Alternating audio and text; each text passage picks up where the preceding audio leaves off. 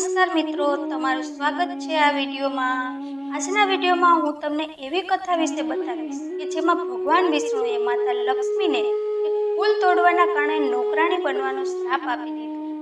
કથા અનુસાર એકવાર ભગવાન વિષ્ણુ શેષનાગ ઉપર બેઠા બેઠા કંટાળી ગયા હતા અને તેણે મનમાં ને મનમાં પૃથ્વીલોકમાં ફરવા જવાનું નક્કી કર્યું। આમ તો ઘણા વર્ષો થઈ ગયા હતા તેને ધરતીલોકમાં આવ્યાના, એટલા માટે તે પોતાની તૈયારીમાં લાગી ગયા। ભગવાન વિષ્ણુને તૈયારી કરતા જોઈ માતા લક્ષ્મીએ તેને પૂછ્યું, સ્વામી, આજે સવારે ક્યાં જવાની તૈયારી કરી રહ્યા છો? ત્યારે ભગવાન વિષ્ણુએ માતા લક્ષ્મીને કહ્યું કે હે પ્રિય, હું પૃથ્વીલોકમાં ફરવા જાઉં છું। ત્યારે માતા લક્ષ્મીએ કહ્યું કે હે સ્વામી, શું હું તમારી સાથે આવી શકું છું? પછી ભગવાન વિષ્ણુએ થોડીવાર વિચારીને કહ્યું, હે દેવી, તમે મારી સાથે ફરવા તો આવી શકો તેમ છો, પરંતુ તમારે મારી એક શરત માનવી પડશે। ત્યારબાદ માતા લક્ષ્મી બોલ્યા, હે સ્વામી, હું ધરતી ઉપર આવવા માટે તમારી કોઈ પણ શરત માનવા માટે તૈયાર છું, તમે શરત તો બતાવો। ત્યારે વિષ્ણુજીએ કહ્યું કે હે પ્રિય, મારી શરત મુજબ તમે ઉત્તર દિશા તરફ ન જોતા। ત્યારબાદ માતા લક્ષ્મીએ વિષ્ણુની શરતનો સ્વીકાર કર્યો અને બંને ધરતીલોકમાં જવા માટે નીકળી ગયા। સવારે સવારે માતા લક્ષ્મી અને ભગવાન વિષ્ણુ પૃથ્વીલોકમાં પહોંચ્યા તો તે સમયે સૂર્ય નીકળી રહ્યો હતો। રાત્રે વરસાદ થયો હોવાથી ધરતીલોકનું વાતાવરણ ખૂબ જ સુંદર હતું। વરસાદના કારણે ચારે બાજુ હરિયાળી ફેલાયેલી હતી। ધરતી ખૂબ જ સુંદર દેખાતી હતી। ધરતીની સુંદરતા જોઈ માતા લક્ષ્મી મંત્રમુગ્ધ થઈ ગયા અને આજુબાજુમાં જોવા લાગ્યા। ધરતીની સુંદરતા જોઈને માતા લક્ષ્મી એ ભૂલી ગયા કે તેને ભગવાન વિષ્ણુએ શું વચન આપ્યું હતું।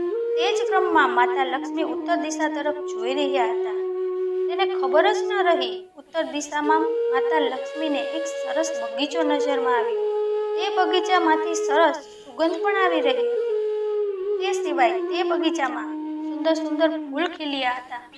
ત્યારબાદ માતા લક્ષ્મી કંઈ જ વિચાર્યા વિના ફૂલોના બગીચામાં ચાલ્યા ગયા અને તે બગીચામાંથી સુંદર ફૂલ તોડીને ભગવાન વિષ્ણુની પાસે પહોંચી ગયા। પરંતુ ભગવાન વિષ્ણુએ માતા લક્ષ્મીના હાથમાં તે સુંદર ફૂલ જોયું તો તેની આંખમાં આંસુ આવી ગયા। તેણે માતા લક્ષ્મીને કહ્યું કે ક્યારેય કોઈને પૂછ્યા વિના તેની કોઈ વસ્તુ ન લેવી જોઈએ। ત્યારબાદ માતા લક્ષ્મીને તેની શરત યાદ અપાવી। ત્યારે માતા લક્ષ્મીએ ભગવાન વિષ્ણુને કહ્યું કે હે સ્વામી, મારાથી ભૂલ થઈ ગઈ છે, મહેરબાની કરીને મને માફ કરી દો। પછી ભગવાન વિષ્ણુ બોલ્યા, હે દેવી, આ ભૂલ માટે તમને ક્ષમા નહીં મળે, પરંતુ તે ભૂલ માટે તમને સજા મળવી જોઈએ। જોકે તમે તે બગીચાના માળીને પૂછ્યા વિના ફૂલને તોડ્યું છે, તે ચોરી જેવા પાપની ગણતરીમાં આવે છે। એટલા માટે હે દેવી, તે ભૂલની સજાના રૂપમાં તે માળીના ઘરે 3 વર્ષ નોકરાણી બનીને રહેવું પડશે। 3 વર્ષ પૂરા થયા પછી હું તમને વૈકુંઠધામ પાછો બોલાવી લઈશ। આવું સાંભળીને માતા લક્ષ્મીએ ભગવાન વિષ્ણુને કહ્યું કે હે સ્વામી, તમારા દ્વારા આપવામાં આવેલી સજા મંજૂર છે। તે સજાના રૂપમાં 3 વર્ષ એ માળીના ઘરે નોકરાણીના રૂપે 3 વર્ષ પસાર કરીશ। ત્યારબાદ ભગવાન વિષ્ણુ વૈકુંઠધામ પાછા જતા રહ્યા। ત્યાં ભગવાન વિષ્ણુ વૈકુંઠધામ પહોંચ્યા પછી માતા લક્ષ્મી એક ગરીબ છોકરીનું રૂપ ધારણ કરી તે માળીના ઘરે ગયા। ત્યાં જઈને માતા લક્ષ્મીએ જોયું કે તે માળીની પાસે ઘરના નામ ઉપર તૂટેલી ફૂટેલી ઝૂંપડી હતી। તે માળીનું નામ હતું માધવ। માધવ તે તૂટેલી ઝૂંપડીમાં તેની પત્ની અને 3 છોકરી અને 2 છોકરા સાથે રહેતો હતો। તે બધા તે બગીચામાં કામ કરીને ગમે તેમ પોતાનું ગુજરાન ચલાવતા હતા। જ્યારે માતા લક્ષ્મી એક ગરીબ કન્યાના રૂપમાં તે ઝૂંપડીના આંગણામાં પહોંચી તો માધવે પૂછ્યું કે બેટી, તું કોણ છે? અહીં કેમ આવી છો?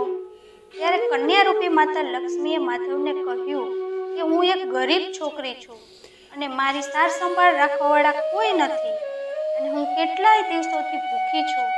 મહેરબાની કરીને મને અહીં કંઈક કામ અપાવો, હું તમારા ઘરનું બધું જ કામ કરીશ। મહેરબાની કરીને મને અહીં રાખી લો। તો ખૂબ જ દયાળુ માણસ હતો। તેને તે છોકરીની વાત સાંભળીને દયા આવી ગઈ। પછી માધવે છોકરી રૂપી લક્ષ્મીને કહ્યું કે બેટી, હું એક ગરીબ માળી છું। મારી કમાણીથી ખૂબ જ મુશ્કેલીથી મારા ઘરનું ગુજરાન ચલાવી શકું છું, પરંતુ મારી 3ની જગ્યાએ 4 દીકરી હોત તો પણ મારે ગમે તેમ કરીને ગુજરાન ચલાવવું પડે. એટલા માટે તું મારી દીકરી બનીને મારા ઘરમાં રહેવા માંગતી હોય તો રહી શકે છે. જેવી રીતે અમે સૂકું ખાઈને રહીએ છીએ તેમ તું તે ખાઈને રહી શકતી હોય તો અંદર આવી જા. માધવની આ વાત સાંભળીને માતા લક્ષ્મી ત્યાં રહેવા માટે તૈયાર થઈ ગયા.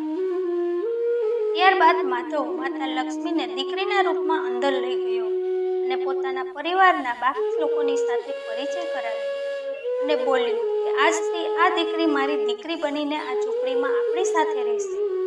આ સાંભળી માધવના પરિવારવાળા ખુશ થઈ ગયા. બીજા દિવસે માતા લક્ષ્મીના આવવાથી માધવની એટલી કમાણી થઈ કે સાંજે તેણે એક ગાય પણ ખરીદી લીધી. તેમજ દિવસો દિવસ માધવની કમાણીમાં વધારો થવા લાગ્યો. ત્યારબાદ માધવ એ વિચારવા લાગ્યું ગમે તેમ હોય તે છોકરી કોઈ દેવી છે, તેના આવવાથી જ મને આ સુખ સુવિધા મળી છે. આવી રીતે 3 વર્ષ વીતી ગયા.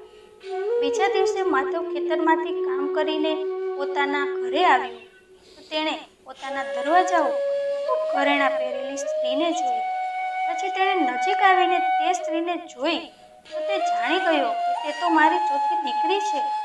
પછી તેને સમજતા વાર ન લાગી કે તે સ્ત્રી કોઈ બીજી નથી, તે તો સ્વયં માતા લક્ષ્મી છે. પછી તેણે પોતાના આખા પરિવારને બહાર આવવાનું કહ્યું. આખો પરિવાર બહાર આવીને માતા લક્ષ્મીને જોઈને આશ્ચર્યમાં પડી ગયો. માધવે હાથ જોડીને માતા લક્ષ્મીને કહ્યું કે માતા, મને અને મારા પરિવારને માફ કરી દો. મેં અજાણતા જ તમારી પાસે ઘર અને ખેતરનું કામ કરાવ્યું. તે અપરાધ માટે અમને બધાને માફ કરી દો. માધવની આવી વાત સાંભળીને માતા લક્ષ્મી હસતા હસતા બોલ્યા, માધવ, તું ખૂબ જ સારો અને દયાળુ માણસ છો. તે મને આટલા દિવસો સુધી પોતાની દીકરીની જેમ પ્રેમ આપ્યો છે.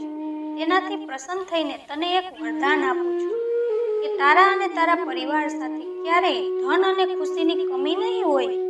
તને તે બધા સુખ મળશે જેનો તું હકદાર છે. ત્યારબાદ માતા લક્ષ્મી વિષ્ણુ દ્વારા મોકલવામાં આવેલ રથમાં બેસીને વૈકુંઠધામ પાછા ચાલ્યા ગયા. મિત્રો, તમને મારી આ કથા કેવી લાગી? નીચે કમેન્ટ કરીને જરૂર બતાવજો. જો કથા સારી લાગી હોય તો તેને વધારેમાં વધારે લાઈક અને શેર કરજો.